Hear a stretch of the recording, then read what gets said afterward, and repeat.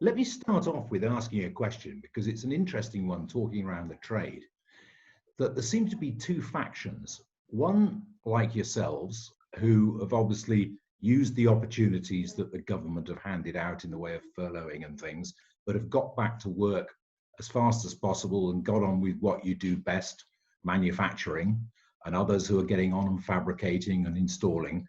And then there's the other faction that seems not to be showing any willingness to go back. All they're doing is seem to be taking as much money as they can from the government. And when that runs out, then they'll consider going back to work. I mean, have you sort of heard that or seen that? That would be a barking mad strategy. I mean, the furlough scheme is fantastic. I mean, it supported business, it supported people, it stopped instant reaction to redundancies, it's supporting families, it's protecting business bottom line, and I suspect a lot of people that haven't returned are protecting their bottom line through furlough. And I think that looking forward, even though we're having a very good, spectacular return, I think we've got deeper problems ahead of us when we get into Q4, when the furlough scheme comes to an end, unless it's extended. And then I think we will see the true cost of redundancies in the country as well as our market. And I think that will also affect, I mean, at the moment, things are looking good. There's obviously a pent-up demand, isn't there, for product? So it may not be all new orders. It may well be stuff that was in the pipeline that's coming through now and making the figures look good. But when we get into that fourth quarter and there's no money in there for, for furloughing and so on, there's also going to be a lot of people who can't afford to change their windows or whatever. They're not going to be a priority at that stage. And I think there's probably going to be a bit of a slump at that point. I don't disagree with you, although I'm a person that has a positive nature, so I don't like to think in a very negative way. To be honest with you, I wish everybody the best through this crisis as far as business is concerned. I wish them all the very best for the next 6 months and the next 18 months. It's going to be a challenging time, but I'm thinking positively all the time. I don't think negatively. And what we've got to do is make our end good rather than worry about it too much. I mean, people have been sat down for 2 or 3 months. We've got the most manicured lawns in Europe, I suspect. And we've had plenty of time. People have done a lot of reflecting, I think, on not only life, but, should they move? Should they improve their house? Should they improve their property? And I think there's a lot of that going on. I think people are replacing decking, putting decking down. Certainly, we can see that they're changing windows and doors. There's an excessive amount of work in new construction. And we're in June now, halfway through June, and Deceuninck UK. I mean, we've done it over 10 million to our customers in commercial contract value.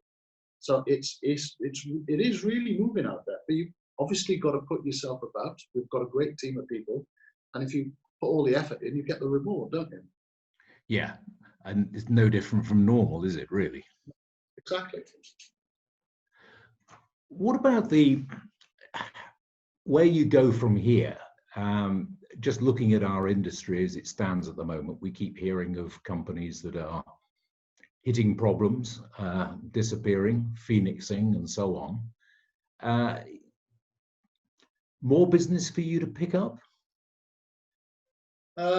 Well, we surround ourselves with, we started with a good group of customers, and we continue to build using quality fabricators. So to be fair, we get more opportunities than we take on because we're quite selective with who we deal with. Right.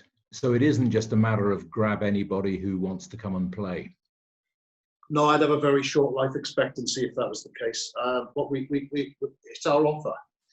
Listen, in the marketplace, you need, first of all, you need good relationships. As I said, we've been in the business for all 150 years, the management team. We've got a lot of good relationships. We created an offer which is second to none. We've got award-winning quality and service. We've got award-winning products. You don't hear a bad word about Deceuninck, do you? Unless you. No, you don't. No. Please tell me. But so you don't hear a bad word about Deceuninck. but we're looking for people that are maybe slightly different. We're 60% foiled, that continues to grow, and that's an enormous feature for our offer. Flush windows, flush doors, the Heritage Collection, that's flying. If I'm presented with somebody that would like to join Deceuninck, but when I visit their factory, there's 200 white windows in the factory and no colour, that's not going to work. So I think everyone's going to have to. The days of doing the same thing week in, week out, month in, month out, but expecting a better result are gone. Because if you keep on doing the same thing, you're going backwards.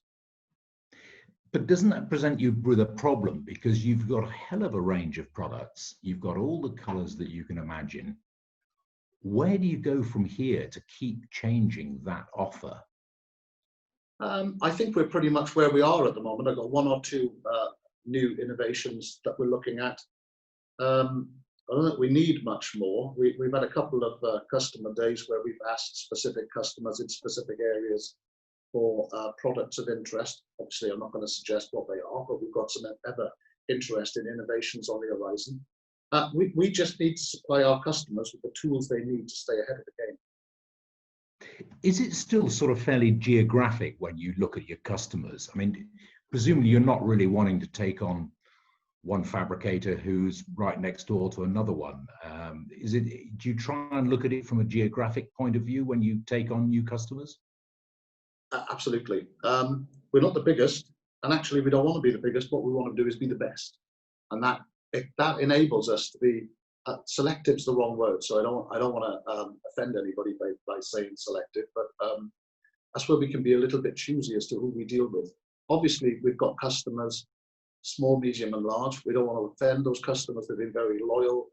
We've been supportive as we can. They've been very loyal to us. So yeah, we don't want to upset the apple cart in any way, shape, or form. We don't want 300 or 400 fabricating customers. What we want is probably another 40 fabricators over the next 2 years, which should be quite achievable. And we will have grown to our aspiration.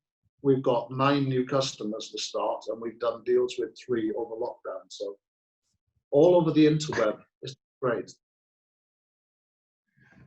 Yeah, it is extraordinary. And I suppose, will you be using, the net far more on things like this, having a Zoom meeting with you? Presumably the same thing can be used with your customers. Oh, absolutely. And I think cut the cost, and I think day to day that's got real merit. Again, I'll go back to something I said earlier. We live on strong relationships. Relationships have got us the business that we've got today. Not everybody wants a relationship, but if they do, then we're happy to oblige.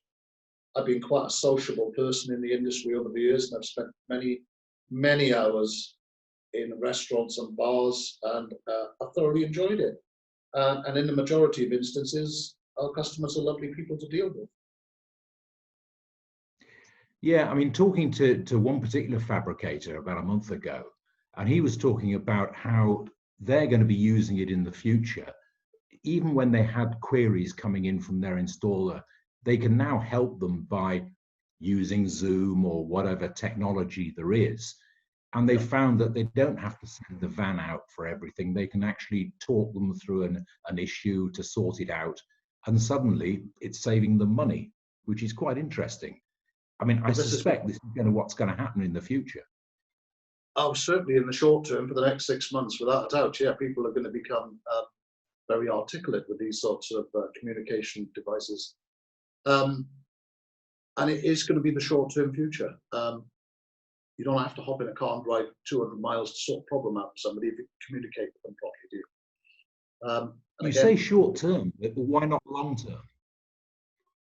Well, I think we will. I think we'll get used to it, but then I think that old habits will come back in. So I don't think we'll do the amount of journeys and the amount of physical visits that we've done in the past going forward, but there'll still be the need for visits in person with people, but not the frequency, I would suspect. Yeah, I mean, I hope you're right on that, because it's fine doing this, but there's nothing like actually sitting down, having a drink, having a meal or whatever, is there? the face-to-face contact is important. That's the way you get to know people. And you know, when you've sat down and you've had a couple of glasses of wine, that's when people begin to be very open and honest. And I'm not blunt, but I'm direct, and I found that's the best way, because if you need to know something or somebody wants some help, being direct with them is the best way. So the future, we're getting into looking at the end of the year. You've got some catching up to do. You're doing very well at the moment, but of course you've had a period of kind of 4 or 5 weeks with pretty much no money coming in. So to catch back up again, you reckon you'll do that by the end of the year and be back on budget, or is it going to take longer? To be honest with you, Chris, I think what's happened is at the end of March, we pressed the pause button, and on the 1st of June, we unpressed the pause button. Those 2 months are lost. Right. All we can do is assist with our customers to see if we can find any increased volume, and there are some very positive cases in that respect. Engage with new business, and really do what we can as a business to create the best end to this year. But in principle, what we're doing is working to effect a better result to 2021, aren't we? Everything that we do this year is going to affect the outcome of next year. I mean, we've seen some people who have really suffered through this. I mean, Deceuninck has got enough backing there and to be able to withstand the problems that this has caused, I guess, and move forward for the future. Yes. I mean, to be fair, the group's very supportive. I mean, they're quite happy with the way that we're performing. And that performance is cascading throughout the global business of Deceuninck. Everybody's playing catch up as best they can. And of course, by the time we get to the end of the year, we'll have that other little fickle problem called Brexit, won't we? So we'll see what that delivers as well. I mean, finally, can we just talk about the staffing that you've had? You've explained about with the furloughing and the people that you kept on. Is this going to change at all your staffing levels? Have you found either a more efficient way of doing things, which means you don't need as many staff, or is it that you may have to let some people go because of cost? Is there an issue there at all? We need more people, Chris. We're a growing business. Right. That's a good point, I think, to finish. If you're growing and you're looking to actually employ more people in the future, that's got to be good news for Deceuninck and good news for the industry. We're under pressure. We're not rattling, but we're under pressure. We don't want to affect the service and quality to the customer. All of our extrusion lines are running. Our foiling plant is back working 24 hours a day. The order levels that are coming in, I mean, I shared a graph with you, didn't I, that showed you that the, if you like, the effect of sales, the drop off into lockdown, and then the recovery. And the recovery, as from the middle of May to now, has been quite staggering, to be honest with you. Better than my hopes, actually. So yeah, we're going to need more people.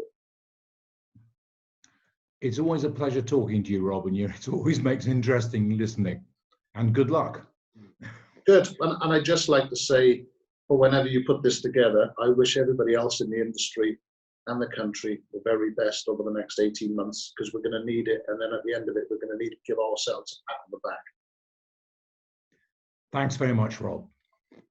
Good speaking to you, Chris.